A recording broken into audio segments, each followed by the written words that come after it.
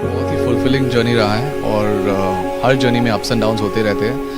India में आप जब शुरुआत कर रहे हो एक अपने करियर को स्पोर्ट्स में तो थोड़े से स्ट्रगल्स होते हैं फाइनेंशियली, क्योंकि आपको सपोर्ट नहीं मिलता है। लेकिन जब भी आप इस्टेब्लिश हो जाते हो तो उसके बाद ज़्यादा सपोर्ट मिलता है हर एजेंसी से, गवर्नमेंट से, कंपनी से, जो भी है।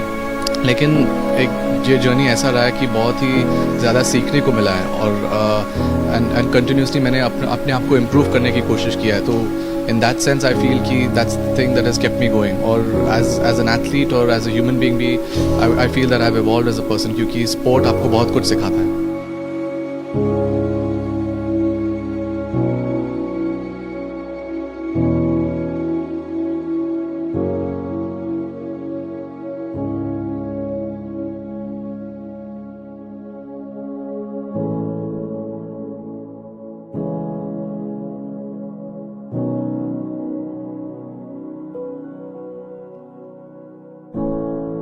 इस तरह से हम ओलंपिक्स की बात करें तो उसमें क्यू स्पोर्ट्स को अभी तक हिस्सा नहीं दिया गया है। चेस भी नहीं है, बिलियर्ड, स्नूकर कुछ उसमें नहीं आता।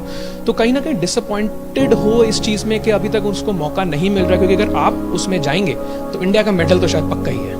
वेल ऑफ कोर्स मैं ये सोचता हूँ कि अगर हमारे स्पोर्ट ओलंपिक में होता तो I would have love to win a medal for India. मैं इंडिया के लिए 100% में एक मेडल पूरी कोशिश करके मैं इंडिया के लिए मेडल लेके आना चाहता हूँ, लेकिन नहीं है ओलंपिक्स में। और it's not the end of the world, क्योंकि हम लोग का वर्ल्ड चैम्पियनशिप्स भी रहते हैं हर साल एनुअली, और हम लोग एशियन गेम्स और कॉमनवेल्थ गेम्स में भी नहीं है। और मेरे ख्याल से जो इंटरनेशनल बॉडीज़ हैं उन लोग को अपने जो डिफरेंसेस हैं उन लोग को सॉर्ट आउट करना चाहिए, क्योंकि आई थिंक उनकी वजह से भी शायद ये गेम क्वाड्रेनियल इवेंट्स में नहीं इंक्लूड किया जा रहा है। तो but if you see, I feel कि as a sports person consistency matters most.